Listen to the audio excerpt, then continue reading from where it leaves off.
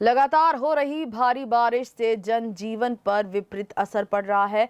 प्रमुख नदी नर्मदा, सिप, अंबर, कोलार समेत सभी नदियां उफान पर खतरे के निशान के पास बह रही हैं। कोलार डैम से एकाएक बड़े जलस्तर के चलते पहली बार डैम के सभी 8 गेट खोल दिए गए हैं। इसमें आसपास के 34 गांवों में बाढ़ जैसे हालात जरूर बन गए हैं।